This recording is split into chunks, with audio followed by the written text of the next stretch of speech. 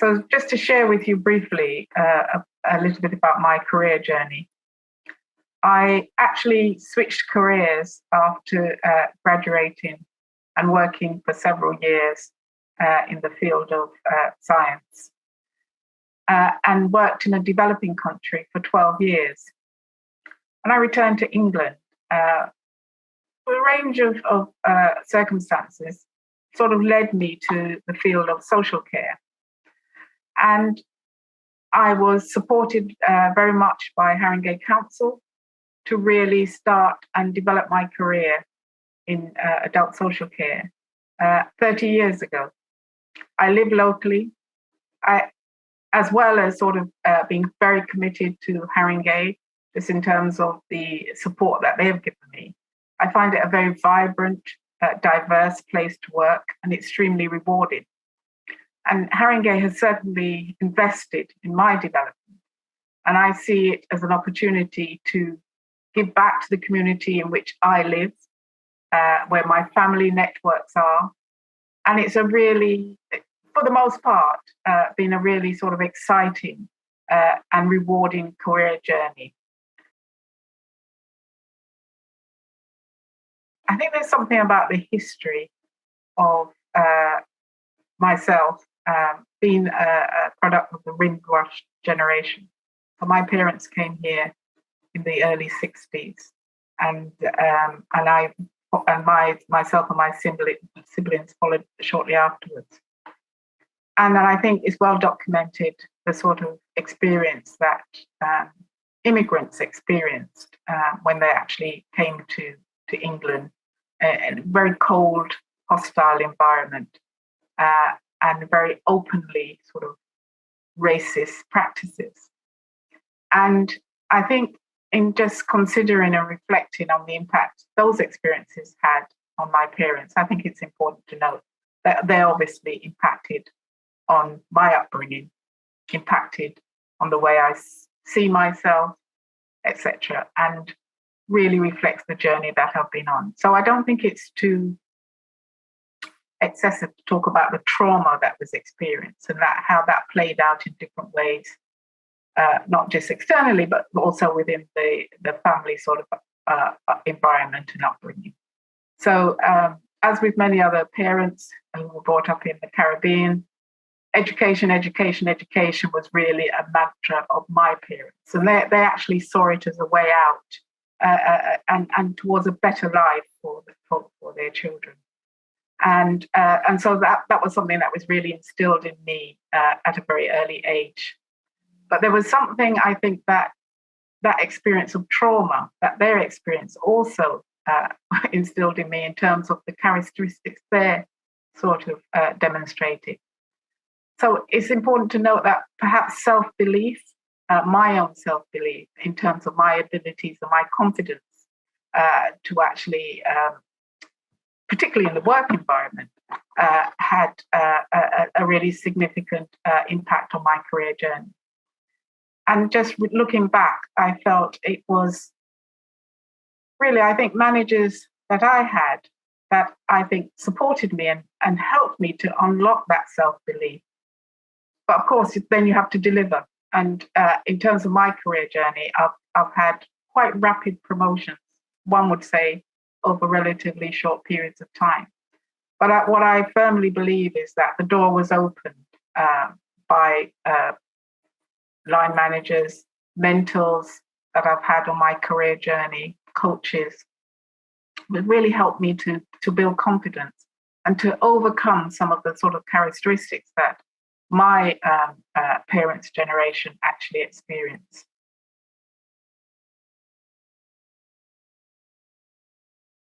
Will be well rehearsed in terms of the positive outcomes that a diverse sort of leadership brings to an organization, where people feel included, that different people bring different ideas, skills, and perspectives. And there's a real additionality in terms of the way we work and the outcomes we have for our residents. Also supports better decision making, etc. But I consider myself as representative of aspiring to be that sort of diverse leadership. And I just thought it was useful to reflect on personally what that meant. I think in my experience, it's really about how you act and an acknowledgement that actually, when, in terms of the additionality you get when you bring diverse leaders together, that you're going to have conflict at times. And there's something I've been self-aware of one's own bias, and also be really conscious of the need to create an environment where people feel that they can actually bring their authentic self to work. And that's not an easy thing to do. There is something around being confident, I think, in encouraging candid conversations, an awareness in terms of confronting my own unconscious and conscious biases, and the ability to be very open to feedback, to be able to make people feel valued in terms of the contributions they make. And for me, it's not a static situation. It's very dynamic. It's almost transformational. We have to be constantly re-evaluating because circumstances change and people will come with different ideas and innovation. And it's really important that we acknowledge that and build on it.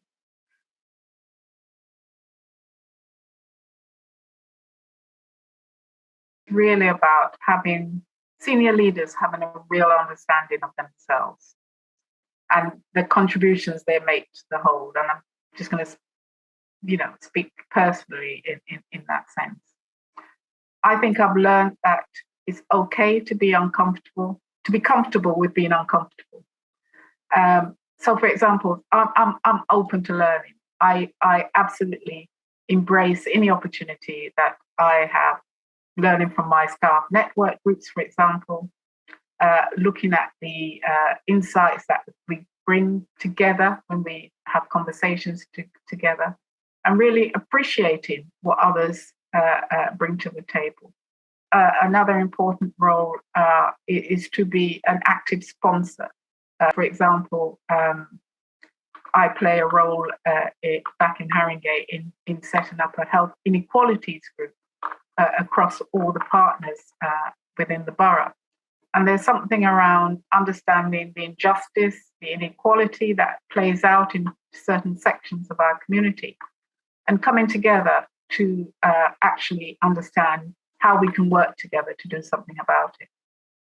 So there's something around spearheading an examination of how we work and that sort of buy-in in terms of how we need to do better.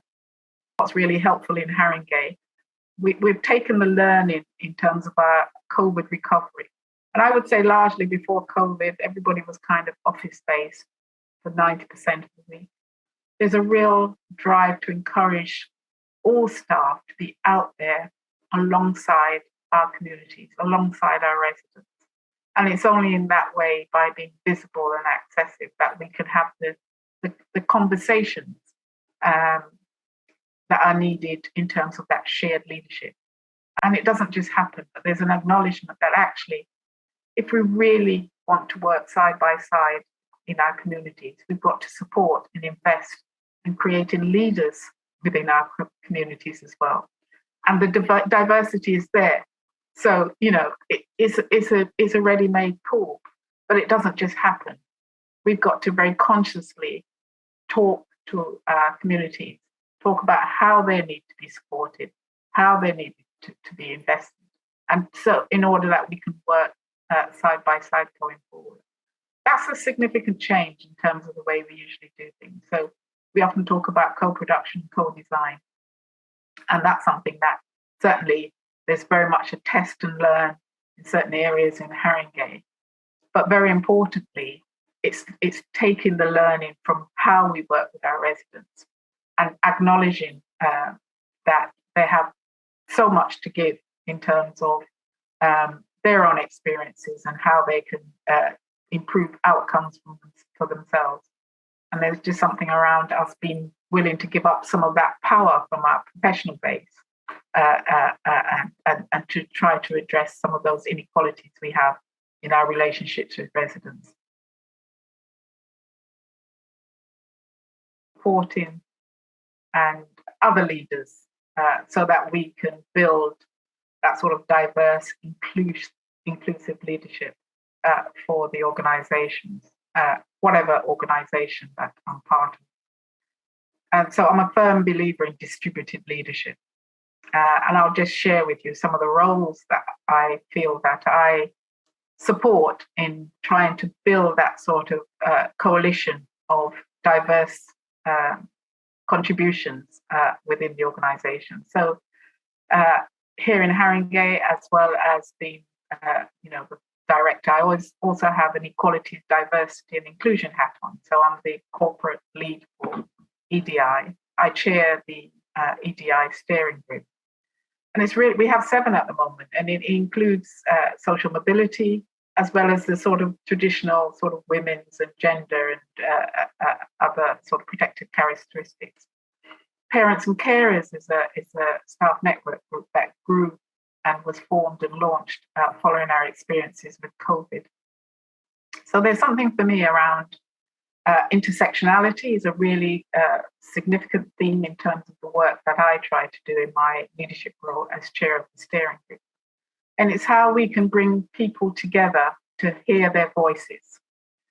And I think over the COVID period, this was a time that we really heard the voices, certainly within my own council in Haringey, of the various groups really come to the fore. And there are really some fantastic examples of how, through distributed leadership, people worked with their communities to actually support each other through the COVID response. So what we're trying to do in Haringey is to build on the work that of the staff network groups in terms of their development. And I think building that leadership and understanding throughout the organisation is so important. So that is supported through training programs, for example, around unconscious bias, around inclusivity and what that means. And we're really trying to build an environment where people feel that they're able to bring their whole selves to work. With my ADASS hat on, I'm a trustee for ADASS. I also co-chair the EDI action group together with Kath Roth. And I've been doing this for the best part of 18 months. I think it's been really, really important and an exciting role.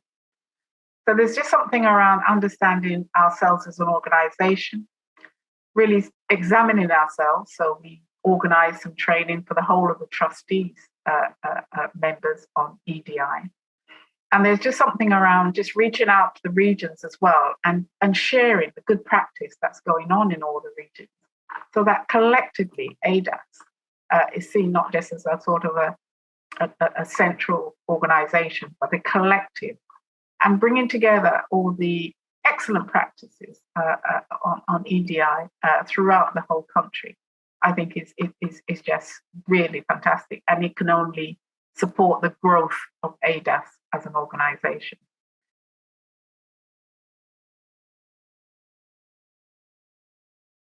So there is just something around being confident. Doesn't just happen, but the more exposure you have, the more opportunities one has to build confidence. And I spoke earlier around supporting people to have their voices heard. I feel I have been and continue to be absolutely supported in having my voice heard. So there's just something, and then I think the outcomes then sort of build that confidence so that you're encouraged to do it more and more, as it were. So it's really building on that. The other support I've had significant investment from Haringey Council, and that's probably because I started my career journey at a time when there was, more focus on training and organisational development and learning for employees of the council. I can't underestimate the role that a mentor has played for me throughout my career. And it's very much an opportunity to just share. And I think, when you when you're in any sort of senior leadership position, the burden and the load can be extremely heavy. And just by having that opportunity to offload and have those sort of reflective of conversations and, reflective feedback, I found extremely invaluable. And there's just something about being courageous, I think. That whole maxim about feel the fear and do it anyway. So when you're going into new circumstances, and I'll speak personally, obviously there's anxiety that one feels. But actually, the feeling you get once you've sort of gone through that sort of journey or road, when you have successful outcomes, particularly for residents in our communities, I think it's just so encouraging that it really, I try to take those learning opportunities, look at the positive side of things, so that when the next opportunity comes up, the anxiety, is less and less and less. So I suppose my words are, it does get better. But I have to be very open. I still feel that fear when I go into new situations, particularly with new people. But then, it's that just that human element of interaction, I think, that supports us everywhere. And I think there's just something around that human nature of how we approach diversity. And I've talked about enabling and supporting people to bring their whole selves. So that where you create an environment that can happen, or that you can signal that that's the journey you're on, is very, very encouraging. So I would encourage anyone that who's from traditionally marginalized or underrepresented groups, try and build that culture within your organization. And if you find it really challenging, find allies that can support you in terms of challenging the norm.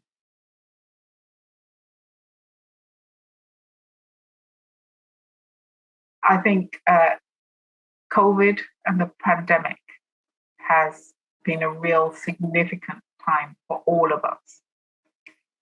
But I think, certainly from my perspective, when the evidence and the data started to trickle through around the disproportionate impact of COVID on people who were from Black, Asian and minority ethnic groups, for people who lived in areas of social deprivation and their long-term sort of care needs, etc., etc.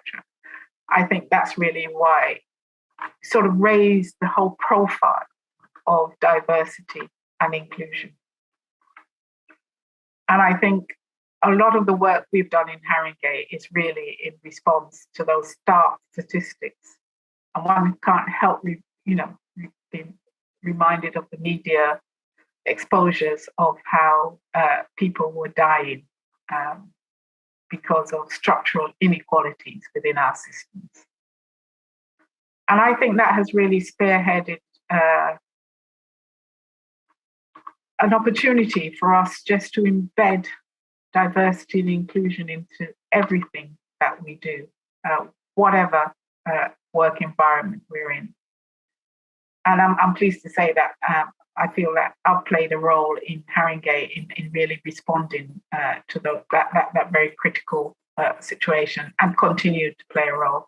I think it's something that we've taken into conversations with our integrated care systems, and it's really pleasing to see that we're getting that understanding and consideration of some of the challenges that we face.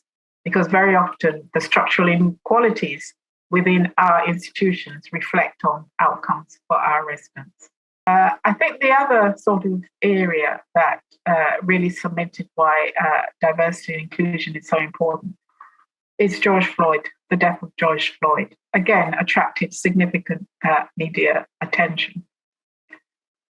And it kind of galvanized everyone, both people from Black, Asian and minority ethnic groups and allies, to actually just pause, but more importantly, to be really committed to action.